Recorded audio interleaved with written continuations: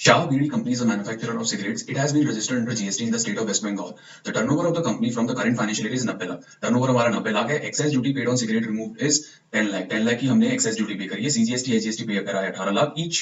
And the company also recovered freight of 5 lakh. And company also paid tax of 5% under reverse charge while availing the services of GTA at 5 lakh.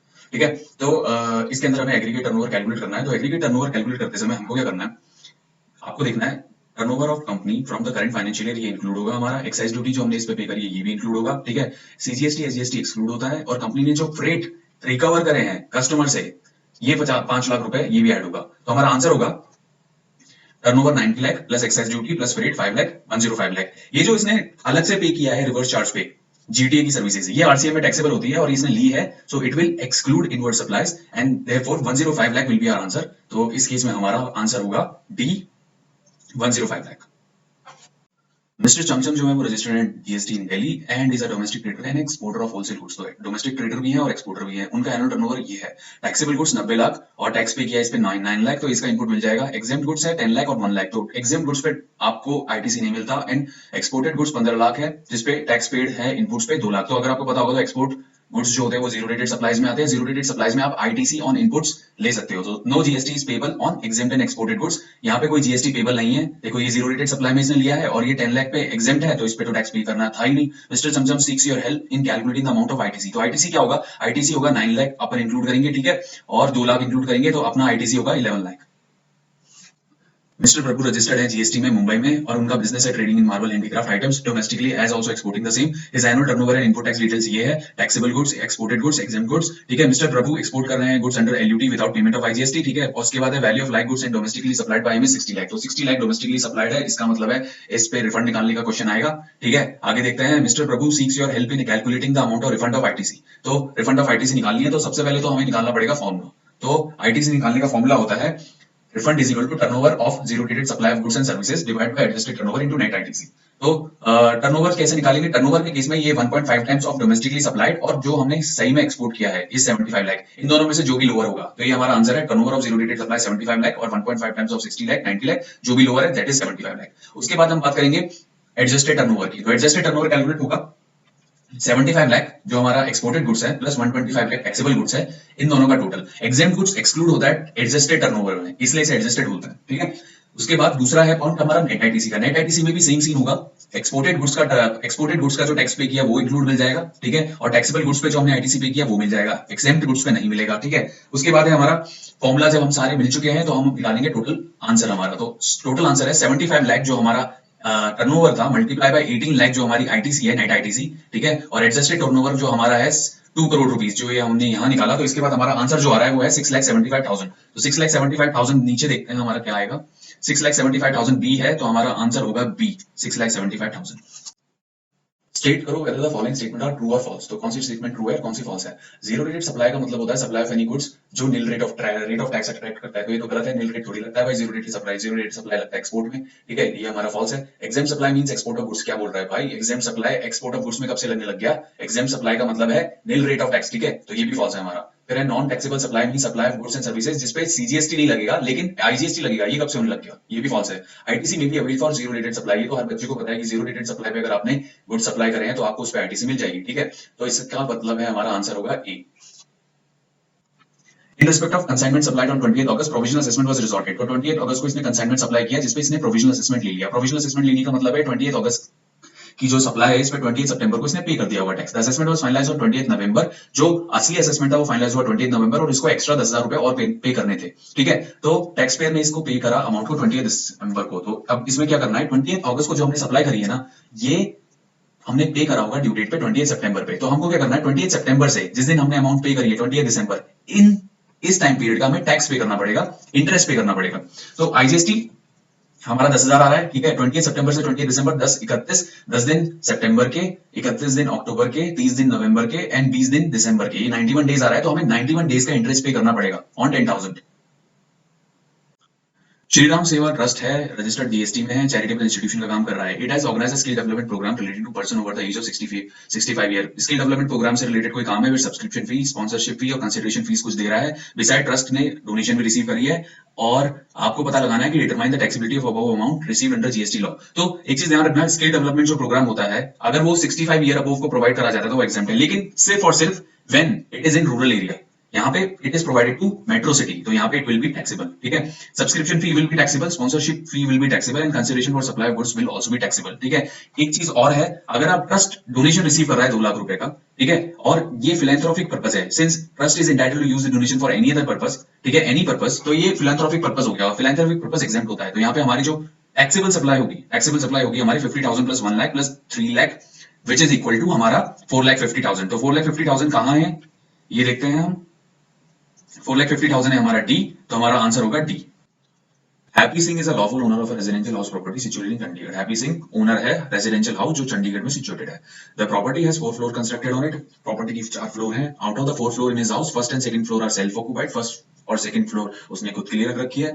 Third and fourth floor have been let out for residential purpose. Third और fourth उसने let out कर रखी है। Ratanjot Singh who is a tenant on third floor. Ratanjot Singh एक बंदा है जो कि थर्ड फ्लोर में रहता है, उसने अभी सरेंडर किया है इस tenancy right to Parminder Singh. तो इस बंदे ने क्या किया, अपना टेनेंसी राइट परमिंदर सिंह को सरेंडर किया है 5 लाख रुपीस में। परमिंदर सिंह ने पे करा है एप्लीकेबल स्टैंप ड्यूटी, ठीक है, और registration charges of transfer of tenancy right. Moreover Parminder Singh pay करेगा 50,000 टू हैप्पी सिंह। डिटरमाइन करना है वैल्यू ऑफ टैक्सेबल सप्लाई। ठीक है, देखो अब ध्यान से सुनना इस चीज को। इस केस में अपना हैप्पी सिंह है ओनर, ठीक है, तो ओनर के केस में, लैंडलॉर्ड के केस में एक प्रोविजन लगता है, लैंडलॉर्ड के लिए रेंट और tenancy premium residential house property का एग्जेम्प्ट होता है। ठीक है, अगर लैंडलॉर्ड की जगह कोई और है, ठीक है, तो उसके लिए टैक्सेबल होगा। तो ये जो बंदा है ना टेनेंसी राइट जिसने बेचा है, रतनजोत सिंह, परविंदर सिंह को टेनेंसी राइट बेच रहा है 5 लाख रुपीस में, ये होगा टैक्सेबल क्योंकि ये लैंडलॉर्ड तो है नहीं, तो इसके लिए होगा टैक्सेबल। ठीक है, दूसरी बात, इसमें दूसरी अमाउंट बोल रहा है ये, परविंदर सिंह पे करेगा monthly rent 50,000 to Happy Singh. ठीक है, तो हैप्पी सिंह है हमारा लैंडलॉर्ड और 50,000 पर मंथ जो पे करने वाला है ये होना चाहिए एग्जेम्प्ट, तो ये होगा अपना एग्जेम्प्ट। तो क्या वैल्यू ऑफ टैक्सेबल सप्लाई होगी, तो देखो हैप्पी सिंह के लिए जो हमारी वैल्यू ऑफ टैक्सेबल सप्लाई वो तो नील होगी क्योंकि भाई रेंट देगा ये और रेंट है exempt for residential house property, ये याद रखना। अगर इसी की जगह कॉमर्शियल प्रॉपर्टी होता तो आंसर टैक्सेबल में आ जाता। हैप्पी सिंह के लिए नील है और रतनजोत सिंह के लिए 5 लाख है। ठीक है, 5 लाख कैसे, ये 5 लाख की अमाउंट इसने पे करी है, ये रिसीव करी है इसने सरेंडर करने पे टेनेंसी राइट्स। ठीक है, तो हमारा आंसर होगा बी, हैप्पी सिंह के लिए नील और रतनजोत सिंह के लिए। लकी सिंह एक रेजिडेंट है नोएडा का, अनरजिस्टर्ड पर्सन है, उत्तर प्रदेश में, went to Himachal for a family vacation via Delhi Chandigarh Himachal Pradesh in his own car. तो एक बंदा है जो घूमने जा रहा है हिमाचल प्रदेश, कैसे जाएगा, दिल्ली से चंडीगढ़ जाएगा, चंडीगढ़ से हिमाचल प्रदेश जाएगा। ठीक है, आफ्टर एंटरिंग चंडीगढ़, चंडीगढ़ पे जब एंटर किया वो, उसकी गाड़ी खराब हो गई and he called On Road an emergency road side car assistant जो कि रजिस्टर्ड थी GST in Delhi to repair the car. The car was repaired by the staff On Road. Car repair करा ऑन रोड ने। On Road does not have a policy to maintain the record of the SSC. तो On Road ने ना maintain नहीं कर रखा record of अटरेसी for the purpose of taking car assistant service. Value of supply 50,000 है और bill was supposed to be generated online, it was not so generated because of technical issue. Determine the place of supply in the given case. तो place of supply in the given case क्या होगा, देखो यहाँ पे है ना section 12 subsection 2 of IGST act लगेगा जिसमें लिखा हुआ है अगर supply of service to unregistered person दे रहे हैं, यहाँ पे हम सर्विस दे रहे हैं कार रिपेयर की। ठीक है, एड्रेस इन रिकॉर्ड अगर एग्जिस्ट कर रहा है तो लोकेशन और रेसिडेंट होगा। यहाँ पे हमारी पॉलिसी है एड्रेस ना लेने की। ठीक है, तो एड्रेस एग्जिस्ट ही नहीं कर रहा है। ठीक है, अब अगर एड्रेस रिकॉर्ड में एग्जिस्ट ही नहीं कर रहा है तो हमारी पॉलिसी है कि भाई हम लोकेशन ऑफ सप्लायर लेंगे। तो लोकेशन ऑफ सप्लायर क्या है हमारा, लोकेशन ऑफ सप्लायर है हमारा दिल्ली, क्योंकि ऑन रोड रजिस्टर्ड है दिल्ली के अंदर, तो हमारा प्लेस ऑफ सप्लाई क्या होगा, दिल्ली। तो आंसर हमारा होगा ए, Delhi. State whether following statement are true or false with respect to provisions related to advance ruling. तो पहला है questions on which the advance ruling can be sought under the CGST Act include rate of tax applicable to a particular supply. तो advance ruling के अंदर कुछ 7 matters हैं जिसपे हम एडवांस रूलिंग सॉर्ट कर सकते हैं। ठीक है, वो है ये, पहला है क्लासिफिकेशन, दूसरा है नोटिफिकेशन, तीसरा है टाइम एंड वैल्यू, चौथा है आईटीसी से रिलेटेड, पांचवा है लाइबिलिटी से रिलेटेड, छठा है रजिस्ट्रेशन कराना है नहीं कराना है, और सेवंथ है सप्लाई है या नहीं है। ठीक है, तो इसमें जो रेट ऑफ टैक्स एप्लीकेबल है ना, ये कोई मैटर रिलेटेड दिख नहीं रहा है। हालांकि हम बोल सकते हैं कि ये टाइम एंड वैल्यू में आता है बट डायरेक्टली विजिबल नहीं है, तो ये फॉल्स मान लो। आईसीए के हिसाब से ये फॉल्स ही है क्योंकि ट्रू करने पे आंसर नहीं आ रहा। ठीक है, दूसरा पॉइंट है rectification of order of advance ruling is not possible once the authority for advance ruling is pass the order, तो पहला अपना हो गया फॉल्स, ठीक है। दूसरा करते हैं, रेक्टिफिकेशन अलाउड है, ये अगर रेक्टिफिकेशन और advance ruling is not possible, ये वाला भी फॉल्स है, ठीक है। Authority for advance ruling shall pronounce its ruling within 90 days from the date of receipt of application. Yes, authority advance ruling अपनी रूलिंग 90 डेज के अंदर देगी जब एप्लीकेशन रिसीव हो जाएगा, तो दिस इज ट्रू, ठीक है। और फिर authority for advance ruling may accept application even if the question raise in the application is already pending, this is false. अगर क्वेश्चन ऑलरेडी पेंडिंग है तो advance ruling will not accept the application, ठीक है। फिर उसके बाद है authority for advance ruling may by order declare such advance ruling is void ab initio if it finds that such ruling is obtained by suppression of material facts. This is true if advance authority को ये पता लग गया कि भाई जो तुमने advance rule ली है वो void है, वो related to suppression of material fact है, या तुमने फ्रॉड के थ्रू लिया है या मिसरिप्रेजेंटेशन ऑफ फैक्ट के थ्रू लिया है, तो it will consider it as void ab initio, ठीक है। तो दिस इज ट्रू, सो हमारा आंसर रहेगा A, false false, true false true. Lex Corp limited manufacturer है फ्रूट जूस का, रजिस्टर्ड है जीएसटी के अंदर, परचेज कर रहा है bottle and cardboard and send कर रहा है सेम फॉर अफिक्सिंग स्टिकर्स, ठीक है, to a job worker Hammer industry, ठीक है। These raw material are send directly from the place of business of supply to directly place of supplier से job worker के पास जा रहे हैं, ठीक है। आईटीसी इन पे बुक कर रखी है, ठीक है। द फॉलोइंग आर ट्रांजेक्शंस, ये ट्रांजेक्शंस हुए हैं, तो वैल्यू ऑफ गुड्स ये है, इनपुट टैक्स इतना लिया है, डेट ऑफ गुड्स डेट जिस दिन हमने परचेज किया, डेट जिस दिन हैमर इंडस्ट्री को रिसीव हुआ, और डेट्स जब हमें वापस हैमर इंडस्ट्री ने स्टिकर चिपका के वापस भेज दिया।